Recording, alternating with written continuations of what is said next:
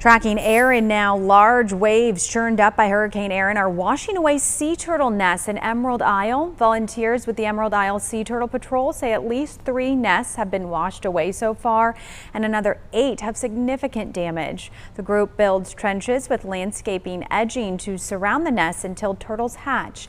They say some of those turtle nests closest to hatching are in the most danger from the storm.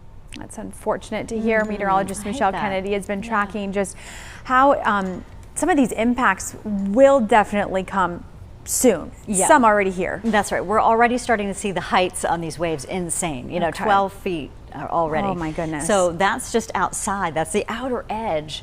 And this is going to get closer. We're already also seeing it intensify. So this could easily be a Category 3, if not by 2 o'clock this afternoon, easily by later this evening. You're starting to see a much better, well-defined eye. So interesting to hear what the hurricane hunters will report back as they investigate this storm and fly through. Now, we've got sustained winds at 110 miles an hour. That is a change from earlier this morning. So if you haven't watched since then, we have seen a significant, at least strengthening with the sustained winds. Its movement is now to the north at 13 miles an hour, so no more northwest wobble there at the moment. We continue to see this likely paralleling the North Carolina coast. We're also watching that pressure. It has dropped, so that's significant too from 8 this morning. We're beginning to see the system just large, expansive, right? The wind field, if you look from north to south, look how far that is, more than 637 miles, and this is just as a crow flies. So this is not a scientific, but just an estimate for you here. And also from the coast of about Wrightsville Beach, we're about 385 miles from the center of the storm.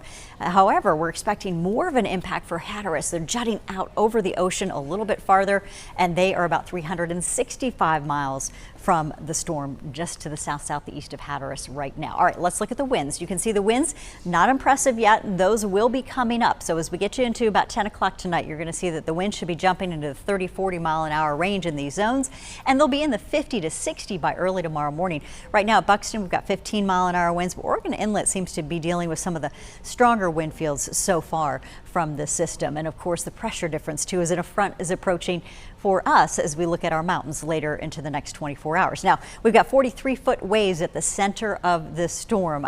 Just an incredible storm in terms of size. So that's one thing. We also are looking at intensifying. We have 18 to 19-foot waves just over here off the seashore by about 100 miles. And so now we're beginning to see those wind concerns come up, and the wave heights too will only add to concerns for some coastal flooding along with a storm surge of 2 to 4 feet at least. So Category 3, we've got this sustained winds likely in the neighborhood of 120 miles an hour through early tomorrow morning before it pulls away from the Carolina coast and then moves on a more northeasterly track. As that happens, it's going to flood some of those coastal communities too, all up and down the eastern seaboard. So we're talking about areas from Maryland as we go north into the New England area. We could be talking about some bigger storm surge areas for them, especially if we're now at a Category 3 on its turn, and it's going to swing some of that water that way. All right, we're looking at that warning, as you know, up and down the coast where we do have concerns for some high rip currents. Now, the rip current risk is usually at a moderate level for areas in the Outer Banks through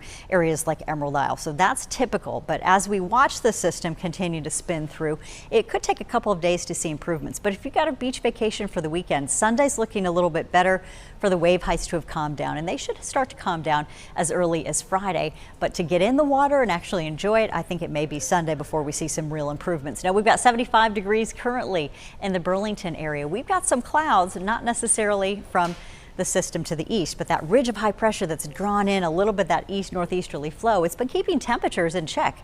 I like that rather than the 90s. You've got the winds out of the east and northeast. We expect to see a slight chance of some scattered showers developing ahead of our cold front. That could happen a little later tonight.